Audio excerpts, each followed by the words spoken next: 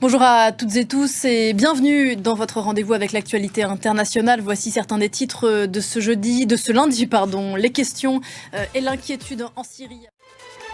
Est-ce la réalisation du scénario du pire en Syrie? 3 mois après la chute de Bachar el-Assad, près de 1000 personnes ont été tuées en quelques jours dans l'ouest du pays.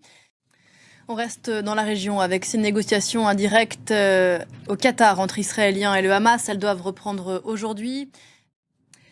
L'avenir de l'Ukraine passe à nouveau cette semaine par l'Arabie Saoudite. C'est là que Volodymyr Zelensky est attendu aujourd'hui. À ce propos, les importations d'armes des États européens membres de l'OTAN ont plus que doublé ces 5 dernières années et dépendent à plus de 60% de l'armement américain. C'est le constat du dernier rapport de l'Institut international pour la paix de Stockholm, publié ce lundi. Des chiffres qui posent question alors que l'Europe cherche à se détacher ou en tout cas à trouver une réponse au désengagement américain.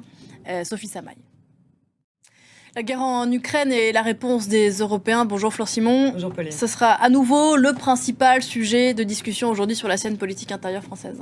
Oui, Emmanuel Macron sera encore en première ligne cette semaine. À quand un crossover Claude Malhuret et Donald Trump? Sait-on jamais? Merci beaucoup Flore. Si vous êtes à Paris aujourd'hui et que vous ne savez pas quoi faire en ce lundi pluvieux, eh bien ruez-vous au centre Pompidou. Et parlons-en, continue juste après ça.